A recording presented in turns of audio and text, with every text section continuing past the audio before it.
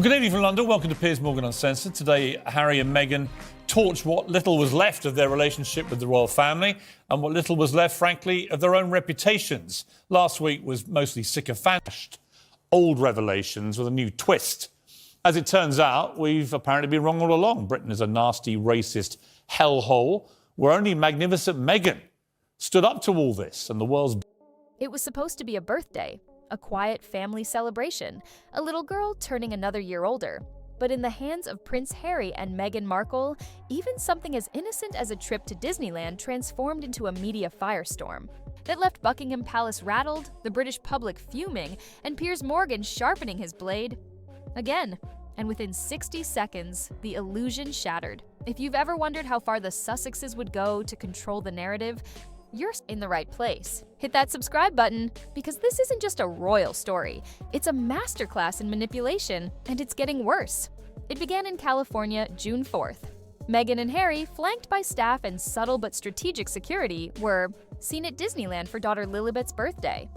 What should have been a low-key family outing instantly triggered a tidal wave of backlash. Not because of the location, not because of the children, but because of how the whole thing looked. Staged, curated, sanitized for public consumption, and yet cloaked in the same old message, we want privacy, while parading through one of the most photographed places on Earth, while blurring the faces of their children just enough to appear protective, but not enough to stop a headline. People noticed. Fast. Cameras just happened to be in the right place at the right time. Paparazzi congregated around specific areas in the park. And despite Disneyland's many VIP services designed to keep celebrities hidden, the Sussexes, self-declared victims of press intrusion, took none of them. No private entrances, no discreet zones, just wide-open spectacle. And then, like clockwork, came the Instagram filters, the paparazzi snapshots, and the next-day headlines across every outlet. Family Day at Disneyland, Sussexes celebrate Lilibet's birthday. Only it didn't land the way they hoped. Instead of applause, the couple found themselves mocked. Memes exploded. Commenters on Reddit and Instagram shredded the contradiction. Why take your kids to Disneyland and then complain about the photos? One asked. Another said, if you really wanted privacy, there are 1,000 better options than this. And then came the kill shot from Piers Morgan. He didn't name them. He didn't need to.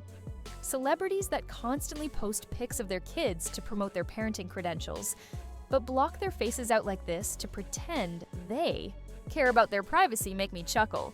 We see you. It was brutal, surgical, and absolutely devastating. The public immediately connected the dots. The post went viral, and within hours, reports emerged that Meghan and Harry were considering yet another legal response. The same couple, who built a brand on telling their truth, were now threatening to silence yet another critic who dared question their version of reality. But this wasn't just a takedown. It was a reveal of a deeper pattern. Because this isn't the first time Harry and Meghan used their children as branding assets. From the Netflix docu-series to Harry's memoir Spare, the kids have become part of the Sussexes' narrative machine. Intimate home videos, carefully timed mentions, occasional photos, always just enough to evoke sympathy, never enough to satisfy the public. Parenting for the cameras, privacy for the lawsuits. And while this Disneyland moment exploded online, it triggered a more dangerous reaction behind palace walls. Prince William, according to sources close to the Times and the Telegraph, is livid, not mildly annoyed, but done, fed up with the performative antics, furious over the use of his niece's birthday as a media prop, and deeply concerned about the long-term damage this is doing to the monarchy's credibility. For years, William played it safe. He stayed quiet, hoped time would heal. But now he's reportedly pushing for action. Serious action, including stripping Harry and Meghan's children of their HRH status. Why? Because this was no accident. This was a strategy, a deliberate move to hijack the royal spotlight during a week meant to honor tradition, Queen Elizabeth's legacy, and the institution itself. And King Charles, according to senior courtiers, he's not just angry, he's embarrassed. Deeply embarrassed that his granddaughter's birthday became a Hollywood sideshow. That the name Lilibet, when tied directly to the late queen, is being used in photo ops and social media theater. And that all of it came just days before Trooping the Color, a cornerstone of royal duty. The fallout wasn't just digital. It reached the halls of Kensington Palace, the editorial desks of Fleet Street, and the homes of millions of Britons who felt once again like they were being played, and not just by a couple desperate for relevance, but by people who knew exactly what they were doing. Because this wasn't a naive misstep. This was calculated. Insiders from Disneyland confirmed the Sussex entourage had unusual visibility during their visit. In other words, they were seen. They made sure of it.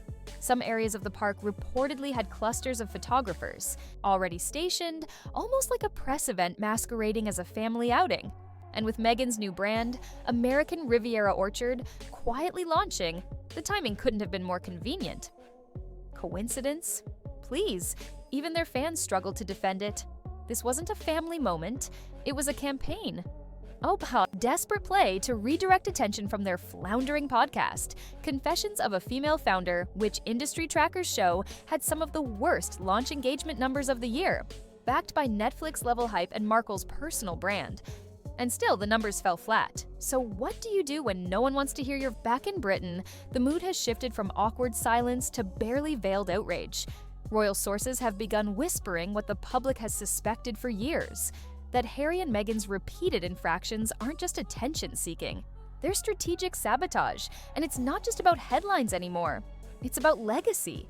When the Sussexes chose to leave royal life, they claimed it was to protect their family, to shield their children from the brutal glare of media scrutiny.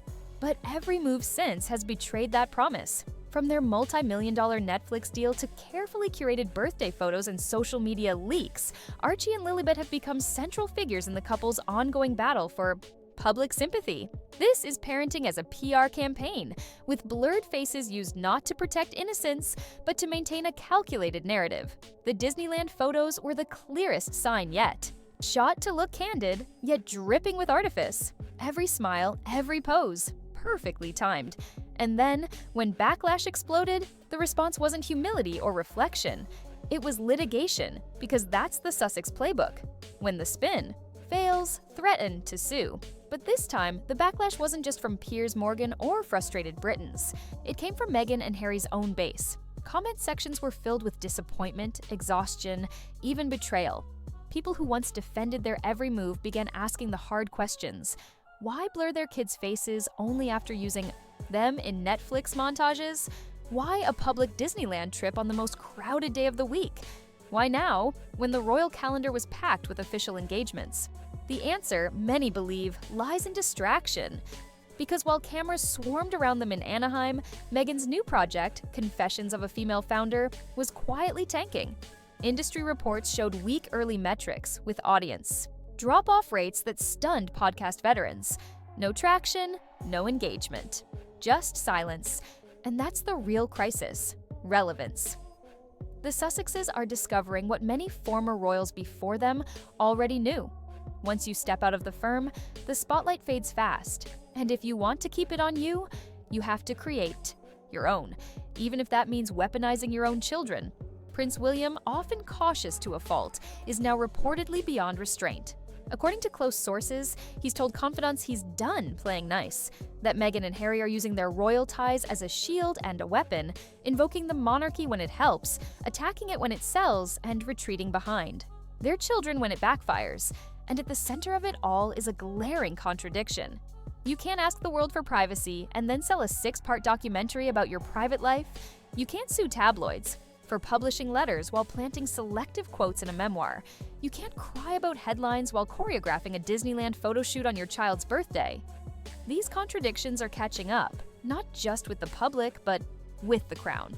And so the quiet conversations inside Buckingham Palace are becoming more serious. Advisors are drawing up options. Legal experts are reviewing precedents. And King Charles, still early in his reign, is weighing whether this is the line that can no longer be crossed. Because what was once merely embarrassing is now corrosive, and the institution, battered by scandals, shaken by the Queen's death, and struggling to modernize, may not survive if it allows this charade to continue. It's no longer just a story about Harry and Meghan. It's about what happens when celebrity culture collides with centuries of tradition and wins, because for all the pageantry and legacy the crown represents, it's now being outpaced by clickbait. by curated Instagram Reels, by Netflix, documentaries, and TikTok soundbites. And at the center of that chaotic transformation are two people who promised to step away quietly and then never left the stage. Harry, once the rebellious but beloved prince, now drifts further from his family and his former self. Meghan, the actress turned duchess turned CEO, continues to pivot from one failed media venture to the next, chasing a version of herself the public stopped believing in years ago. And through it all, their children, who should have been left out of this mess, have become involuntary mascots in a war of branding versus bloodline. But now, the illusion is cracking. The Disneyland stunt may have been designed to portray love and joy, but it revealed something darker: desperation. Meghan and Harry are running out of narratives, and the only storyline they can still